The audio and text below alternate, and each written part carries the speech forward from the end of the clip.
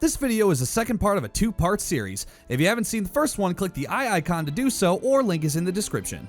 When we last left off at the end of movie 3, the EU was plunged into a state of chaos following a massively successful psyop devised by Julius Kingsley, better known as Lelouch Lamperouge. Following this, Shin discovered Lelouch's true identity as the terrorist Zero.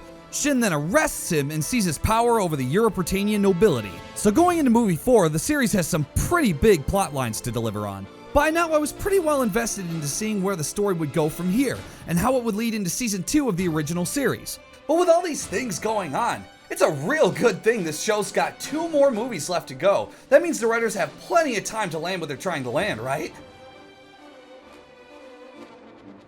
Right? Let's move on with the review, shall we? At the beginning of the 4th movie, our heroes are preparing for their counteroffensive following Britannia's massively successful disinformation campaign. Britannia is planning on flying a massive warship over the EU to further destabilize its government with mass hysteria. And the only way to reverse all this is to win the hearts and minds of the people back.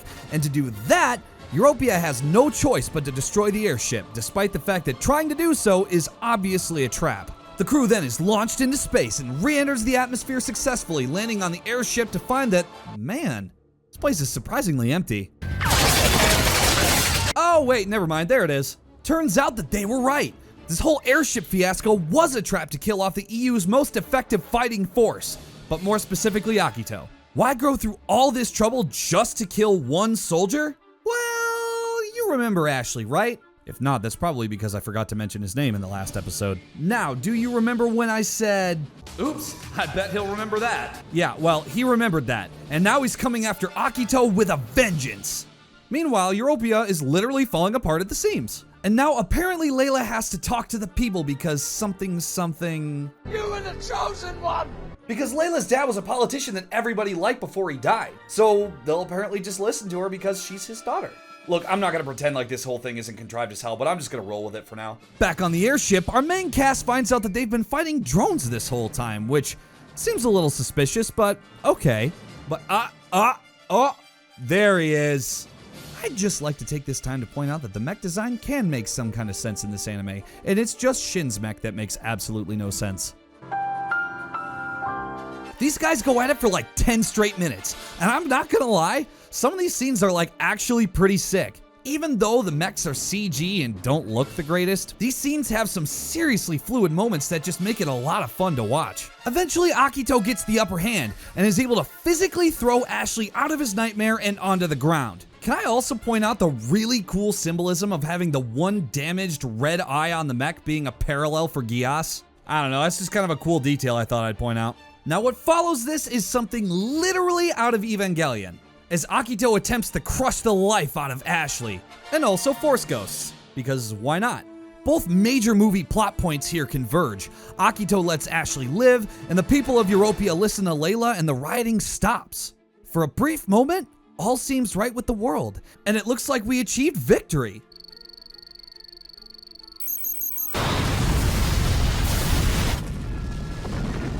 Ah, there it is. The airship explodes, and everybody's comms are rendered unresponsive. So obviously Layla thinks that Wyvern Squad is now dead.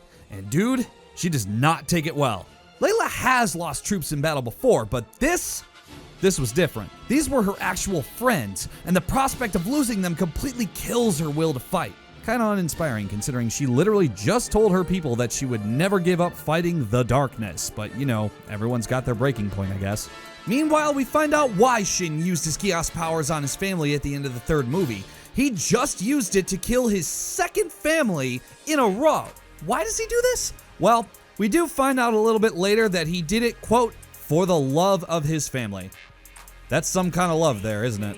Anyways, just as Shin's family is committing unalive, Shin begins closing in on Layla's military base. It almost seems as though Layla is literally just gonna let him walk right in, but right before this, her right-hand man, Klaus Warwick, snaps her out of it.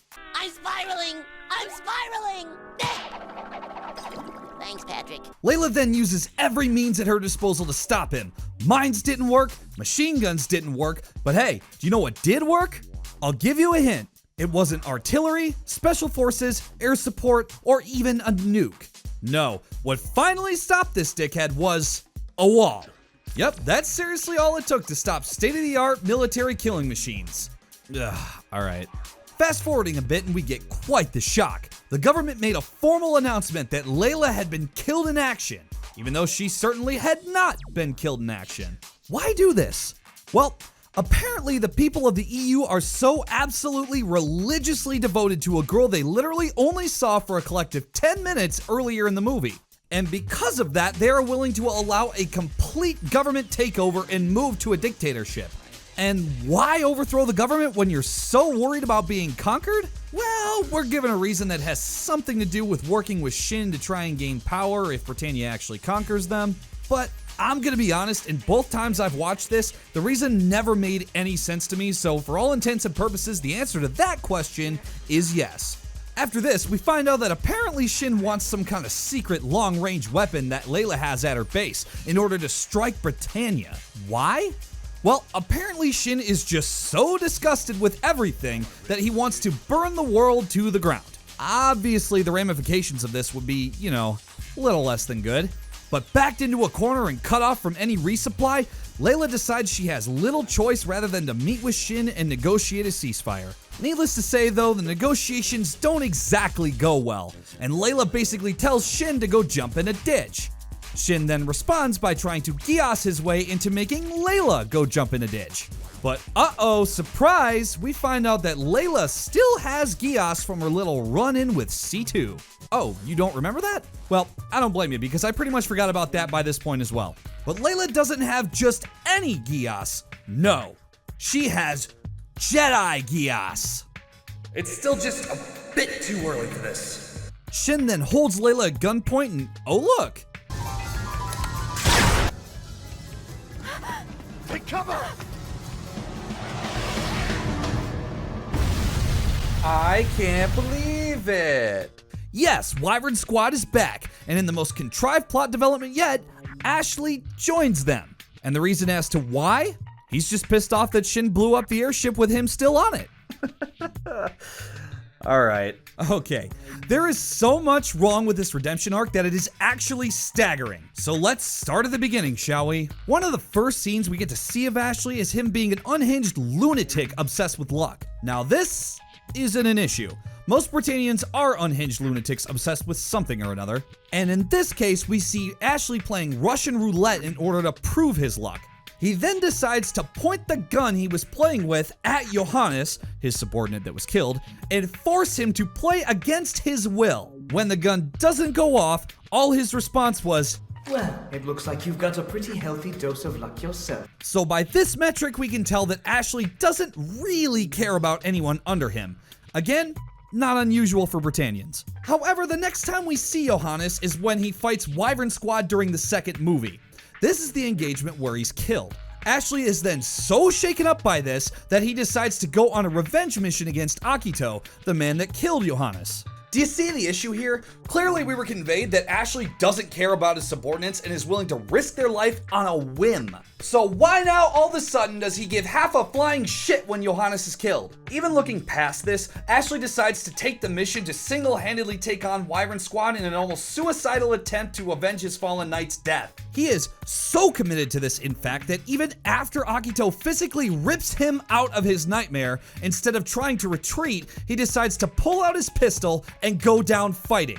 So by this metric, wouldn't he then be overjoyed to know that if he was going to die, he was going to take all of Wyvern Squad down with him? And even if we take all of that at face value and don't question it, Ashley never mentions Johannes again after this, and is now suddenly totally on board with everything Wyvern Squad says or does. Like, it's to the point that Jean, who is Shin's subordinate and wannabe lover, sorry I forgot to mention her up until now, but there's honestly so much going on and she hasn't really been relevant up until this point, doesn't even try to talk to him and just fires at him on sight. This is the girl who not 5 minutes before just tried to spare Layla's life, who, by the way, she never met before. Yeah, this is the point in the series where the story starts going off the rails and doesn't really get any better. Now, blah blah blah, Akito is ordered by Geass to kill Layla, blah blah blah, he resists the order, blah blah blah, mech surfing, and that's the game, roll credits on movie 4. Now, if that was the movie where the show starts going off the rails, movie 5 is where all the chlorine gets dumped into the air, because right off the bat, we're just thrown right into things. The airship Wyvern Squad flew in on just exploded, and Yukiya happened to still be on it. Where did this airship come from? Yes. Things seem pretty dire until Akito realizes he can just hit the panic button on Yukiya's mech, and Mazel Tov, Yukiya lives. Anyways, that's about the end of that plot point. Meanwhile, Shin is planning a counteroffensive, and Lelouch is now apparently dying of thirst. Suzaku.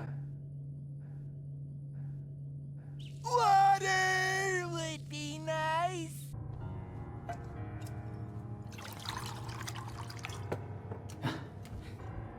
And also dying of Evangelion.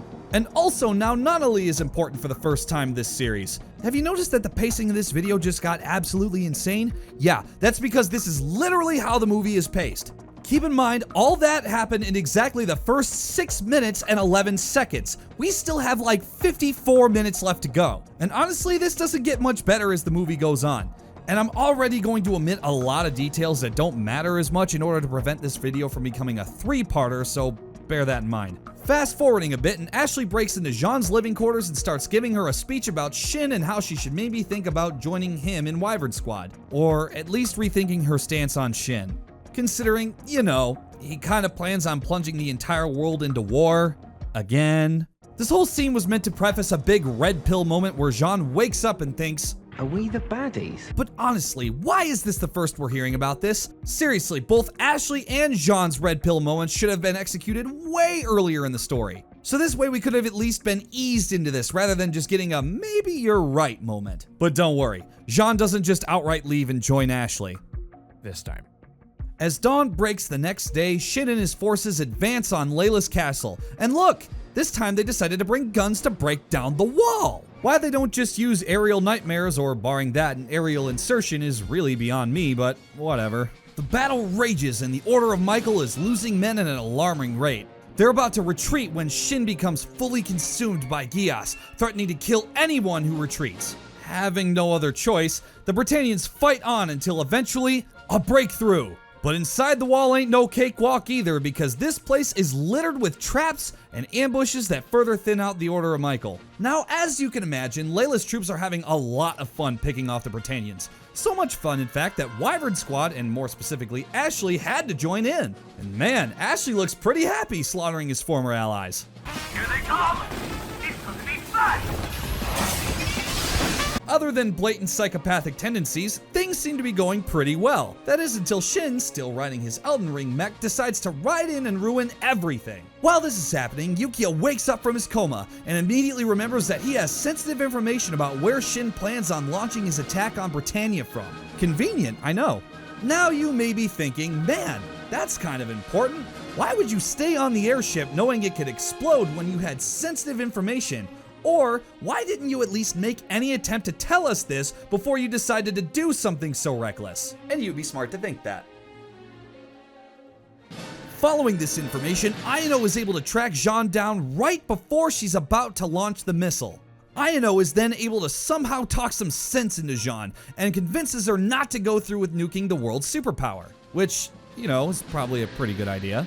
Now from here on out, the story goes so far off the rails that I don't even think I can explain it to you. Things happen so fast and seemingly randomly that even after seeing the movie twice, I still can barely keep up with it. So just bear with me for a little bit while I try to finish this last movie out. Trying to keep things short, everybody starts having visions presumably powered by Geass into the past, futures, and alternate realities. Shin exposits his backstory from his perspective, and we find out that he acquired his Geass powers after committing patricide and completing his Sith Lord initiation. And then, out of nowhere, the Wishing Skull from Billy and Mandy comes down and grants Shin the Sith Geass power. The movie then even has the gall to try to tell us that it's some sort of quantum physics that is responsible for what's going on. At one point, everybody in the command center is killed except Layla, and then they use this to bring back Geass Lady, who I still don't know the name of, then fully unlock Layla's Jedi Geass powers, and then revert Layla back to last checkpoint before everyone was killed. Skipping forward a little bit, and the final battle between Shin and Akito is underway. The fight is intense and drawn out, and at one point or another, everyone in Wyvern Squad takes a crack at helping Akito out, but they all fail. Eventually, both mechs are destroyed, and the two brothers are left to fight with nothing but their blades. Some more backstory and Force Ghost exposition later, and all seems lost for Akito. Shin is about to deal the final blow when... I'm not letting you kill Akito! Stay away from our friend! Akito, you're safe. We're with you. Yes, that's right. Layla uses her Geass powers to project all of Akito's friends and stop Shin.